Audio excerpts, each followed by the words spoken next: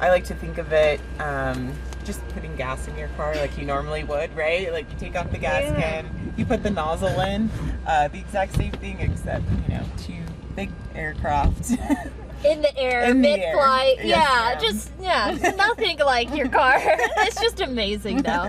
Refueling aircraft is something Staff Sergeant Ariel Johnson, an in-flight aerial refueler operator, instructor, and evaluator at Altus Air Force Base, has been doing for the past 7 years. She says during mission planning the day before, they see how much fuel their jet, a KC-135, is going to need, and how much they're going to need to give to other aircrafts. Then, day of, they spend hours beforehand making sure everything is ready and working properly. We don't just come back here and open up the window, it's like, oh, they're right there, you know?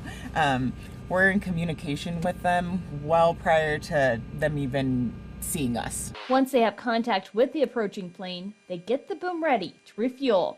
50 feet, we have them stop, and then they're gonna come in even more for us to get to where we actually have to put the boom into the receptacle for them to get them their gas.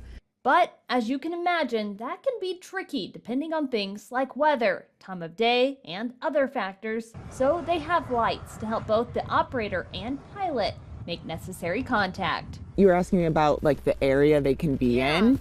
These lights kind of help direct them on, hey, you're too far forward, you need to back out some, hey, you're too far left, go this way. Along with us, the boom operator, telling the receiver as well. They also have a floodlight for nighttime and a light on the nozzle. And the boom nozzle light is a nice light that's at the very end of the boom. So wherever the end of the boom is, when we're trying to make that contact, there's a light in there that helps. We're able to manipulate this mirror, and you can see kind of up and behind the boom and behind the plane.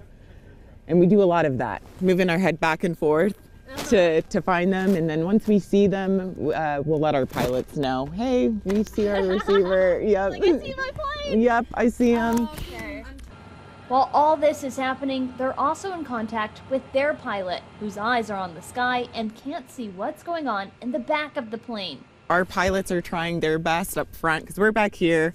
Our pilots are all the way in the front, and they're doing their very best to give us a, we call it like a stable platform, right? Keep our plane nice and steady and level so that we don't encounter as much turbulence back here. Why go through all this? There are several reasons. One, when they're flying over an ocean, a fighter plane can't just land to refuel. They have to get gas from the tanker, taking them and others across.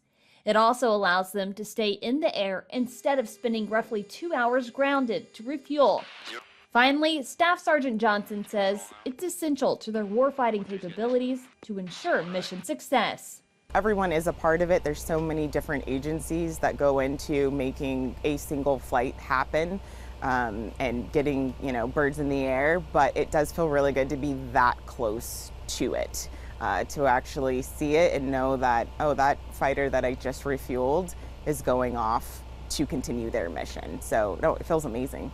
Reporting for 7 News and not operating the boom, I'm Haley Wilson.